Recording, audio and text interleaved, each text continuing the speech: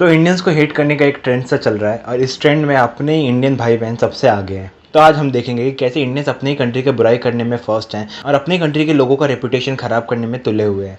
ये पिछले जो 2-3 साल में तुम लोगों ने ये जो बवाल काटा हुआ है ना यहाँ पे अमेरिका में, इसको बंद कर दो यार। अभी फिर कह रहा हूं मैं, तुम लोगों ने दिवाली पे ये करा है ना, तुम लोगों को पता भी है एक हल्की सी स्पार्क 10,000 स्क्वायर फीट के घर को राख में बदल सकती है। तो अभी दिवाली के टाइम यूएसए में हिंदूज पटाखे फोड़ते हैं और सेलिब्रेट करते हैं। ये एनआरआई भैया आते हैं और ज्ञान देना शुरू कर देते हैं कि कैसे लास्ट 2 साल से ये सिर्फ इंडियंस पटाखे फोड़ रहे हैं और 2 साल से पहले तो ऐसा था ही नहीं। लास्ट 2 साल में इंडियंस ने नाम खराब करके रखा है, जो कि सबसे बड़ा झूठ है। इंडियंस जब से यूनाइटेड स्टेट्स और कनाडा में मूव किए ना, तब से वहाँ पे दिवाली सेलिब्रेट करते हैं और उस चीज़ को बहुत सालों से सेलिब्रेट किया जाता है। वहाँ के लोकल अथॉरिटी इस चीज़ का परमिशन देती है, एक डेजिग्नेटेड स्पेस दिया जाता है इंडियंस को जहाँ पे वो दिवाली सेलिब्रेट कर पाए। ये जो इंसिडेंट हुआ ना, जहाँ पे फायर ब्रिगेड आना पड़ा, वो एक अनऑथोराइज्ड पटाखे फोड़ने की वजह से हुआ, जहाँ पे फायर ब्रिगेड को आके उस चीज़ को सुझाना पड़ा। लेकिन उसके अलावा कुछ ऐसा नहीं हुआ जहाँ पे इंडियंस का नाम खराब हुआ या फिर इंडियंस को बुरा बोला गया। तो नैरेटिव ये बोल रहे हैं कि ये सब करने की वजह से इंडियंस का नाम खराब हुआ, वो एक बड़ा सा झूठ है। वहाँ पे परमिशन मिला था इंडियंस को पटाखे फोड़ने के लिए और ये यहाँ नहीं रुकते, ये और भी चीजें बोलते हैं। 90% तुम लोग वीजाज पे हो, तुम लोग के पास यूएस पासपोर्ट भी नहीं है और तुम लोगों की वजह से इंडिया का नाम खराब हो रहा है। तुम लोग जो आए ना वहां पे पढ़ लिख के घटिया कॉलेजों में और यहाँ पे किसी तरह तुमने एडमिशन ले लिए और तुम लोगों को नौकरी मिल गई, उसका नाजायज फायदा उठा रहे हो तुम लोग। और ये सब के सब तुम लोग, मैं कहता हूं तुम लोग को पकड़ के ना आइडेंटिफाई करके तुम लोग को डिपोर्ट करना चाहिए। तुम लोग को डिपोर्ट करना चाहिए, यूएस गवर्नमेंट को डिपोर्ट करना चाहिए इंडिया का नाम रखने के लिए। सोचो, इस बंदे के अंदर इतना हेट है कि ये बंदा ऐसे चीजें बोल रहा है अपने ही कंट्री के लोगों के बारे में, अपने ही कंट्री के लोगों के बारे में बोल रहा है कि उनको पकड़ के डिपोर्ट कर दो। ये क्रिटिसिज्म ये कर रहे हैं कि अपने कंट्री के लोगों के अगेंस्ट हेट फैला रहे हैं। अब ये दूसरी इमेज देखो, तो रेडिट करके एक प्लेटफॉर्म है जहाँ पे लोग अपने मन की बातें शेयर करते हैं या फिर रैंडम चीज़ें पोस्ट करते हैं। तो वहाँ पे एक इंडियन हमारे भाई जाके फॉरेन सब रेडिट पे एक पोस्ट करते हैं और इस पोस्ट में रहता है कि कैसे यमुना नदी के बगल में एक पॉन्ड क्रिएट किया गया है just for prime minister Modi के फोटोशूट के लिए, जो कि बहुत बड़ा झूठ था। सिर्फ फोटोशूट के लिए नहीं, यहाँ पे सच्ची में एक पॉन्ड बनाया गया था जहाँ पे लोग आके पूजा कर रहे थे लाखों में। अब मेरा सबसे बड़ा प्रॉब्लम इस पोस्ट को ये है कि ये चीज़ फॉरेन सब रेडिट पे क्यों की जा रही है, क्योंकि वो लोग तो आके यहाँ पे वोट करने वाले नहीं है। तो उन लोग की भी अवेयरनेस क्यों क्रिएट किया जा रहा है, जबकि इतने सारे इंडियन सब रेडिट है जहाँ पे ये सब पोस्ट की जा सकती है, जहाँ पे इंडियंस ही डिस्कस करेंगे इस चीज़ को।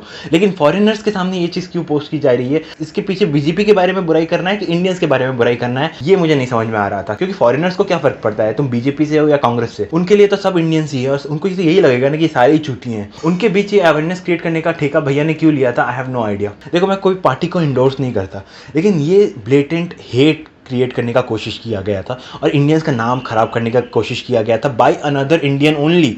ये कोई फॉरेनर नहीं था जो ये सब चीज़ कर रहा था, ये एक इंडियन बंदा ही था जो वहाँ जाके ये सब पोस्ट कर रहा था। अब आते हैं इस वीडियो पे।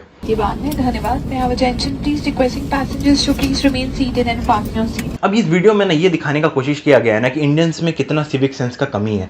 जैसे ही इंडिया का प्लेन लैंड हुआ, सारे लोग खड़े हो गए, बाहर निकलने का लाइन लगाने लगे। ये हर जगह होता है, बहुत कम कंट्रीज है ना जहाँ पे ऐसी चीज़ें नहीं होती, जहाँ पे फ्लाइट लैंड करने के बाद ना लोग खड़े नहीं होते और ना लाइन नहीं कर देते। हर जगह, यूएसए में बोलो, यूरोप में बोलो, हर जगह ये चीज़ होती है। एक नेचुरल चीज़ है ये। जब से फ्लाइट एग्जिस्टेंस में आया ना और जब से एयर ट्रैवल करना लोगों ने शुरू किया है ना, तब से ये चीज़ें करते हैं जहाँ पे ना जैसे ही फ्लाइट लैंड होकर रुकती है, लोग खड़े हो जाते हैं अपने सीट से। लेकिन इन भैया का नैरेटिव बिल्ड करने का मतलब ये था कि देखो देखो देखो, इंडियन में तो सिविक सेंस है ही नहीं। और अब जब कमेंट करोगे ना, तो वहाँ पे अपने ही इंडियन लोग अपने ही इंडियंस के बारे में बुराई कर रहे हैं। ये भैया ने तो ये तक लिख दिया कि that's why the whole world hater, मतलब ये वर्ल्ड को बोल रहे हैं कि हाँ भाई, जो अब तुम हेट करते हो ना, हम लोग डिजर्व करते हैं। हम लोग जस्ट फ्लाइट में खड़े हो गए तो हम लोग हेट डिजर्व करते हैं।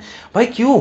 ये हर जगह होता है। जब फॉरेनर्स करते हैं तो उसी चीज़ के लिए आप उनको हेट नहीं करते, और जब इंडियंस कर रहे हैं ना, तो वही सेम चीज़ के लिए आप इंडियंस को हेट कर रहे हो। तो आप तो दोगले हो ना। ये तो क्रिटिसिज्म नहीं हुआ ना, ये तो हेट फैलाना हुआ, ब्लेटेंट हेट है ये तो। अब ये नेक्स्ट पोस्ट देख लो, ये है केरला के बारे में और इंडिया के बारे में। ये यहाँ पे इंडिया के डेवलपमेंट के बारे में ही बात हो रही है, लेकिन अब जब कमेंट सेक्शन खोलते ना इस पोस्ट के, वहाँ पे इंडियंस ही एक दूसरे का बुराई कर रहे हैं। इंडियंस ही केरला का मजाक उड़ा रहे हैं, केरला के लोग नॉर्थ का मजाक उड़ा रहे हैं और एकदम मैस क्रिएट करके रख दिया उन लोगों ने। एक चीज़ जो पोस्ट हुई थी इंडिया के डेवलपमेंट को बताने के बारे में, वहाँ पे इंडियंस ही जाके इतना ज़्यादा हगते हैं कि उसका मीनिंग ही खत्म हो जाता है। कुछ पोस्ट हुआ है जहाँ पे इंडिया के डेवलपमेंट के बारे में बात हो रहा है या फिर इंडिया के प्रोग्रेस के बारे में बात हो रहा है, तो सबको कॉन्ग्रेचुलेट करना चाहिए था ना, या फिर बात करना चाहिए था कि वाह ये अच्छा चीज़ है। नहीं, no one gives a fuck. सब एक दूसरे का बुराई करने में लगे हुए हैं, नॉर्थ वाले साउथ के, साउथ वाले नॉर्थ के। मैं मानता हूँ कि इंडिया में बहुत सारे फ्लॉज है और इंडिया के अंदर बहुत सारे प्रॉब्लम्स है और हम इंडियंस परफेक्ट नहीं है। मैंने भी अपने वीडियोस में, पास्ट वीडियोस में इंडियन मैन के बिहेवियर को क्रिटिसाइज किया है, जो कि करना बनता भी है। लेकिन क्रिटिसिज्म करना इज नॉट इनफ, आपको सोल्यूशन भी देना पड़ेगा कि अगर आप कोई चीज़ को क्रिटिसाइज कर रहे हो तो उसको बताओ कि हाँ अगर ये नहीं कर रहे हो तो क्या करना चाहिए। आप ऐसे नहीं एक्सपेक्ट नहीं कर सकते कि मैं इस चीज़ का बुराई कर दूं और एक्सपेक्ट करूं कि वो आदमी सही करे, लेकिन उसको सही बताओ तो कि सही करना है क्या, दिखाओ तो। मैंने बुराई की, उसके साथ साथ सोल्यूशन भी दिया कि क्या कर सकते हैं क्या नहीं। लेकिन यहाँ पे जो इंडियंस है ना, वो अपने कंट्री के लोगों का सिर्फ बुराई करने में लगे हैं। Karma farming, aura farming, validation farming, इस सब में लगे हुए हैं। उनको कोई मतलब नहीं बनता कि इंडिया सुधर रहा है कि नहीं, इंडिया में सिविक सेंस सही हो रहा है कि नहीं। उनको बस गोरों का वैलिडेशन लेना है और दिखाना है कि देखो देखो देखो हम दूसरे इंडियन से अलग हैं, हम ऐसे नहीं हैं, वो इंडियंस अलग हैं, हम उनसे मोरली सुपीरियर हैं, हम इनके बारे में पोस्ट कर रहे हैं तो हम उनसे मोरली सुपीरियर हैं। ऐसे बिहेव करते हैं कुछ इंडियंस ना कि उन्होंने कभी ना चॉकलेट का रैपर तक रोड पे नहीं फेंका है। कुछ इंडियंस अपने आप को इतना मोरली सुपीरियर दिखाने का कोशिश करते हैं, जो कि बहुत ही ज़्यादा खराब चीज़ है।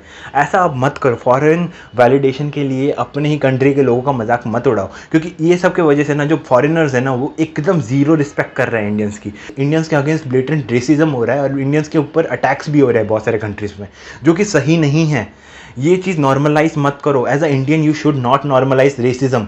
आपको अगर क्रिटिसिज्म करना है तो क्रिटिसिज्म करो, लेकिन ऐसे वे में मत करो जिससे ना हम लोग क्लाउन दिखने लगे दूसरों के सामने। ये चीज़ के साथ मैं साइन ऑफ करता हूँ। Thank you, bye.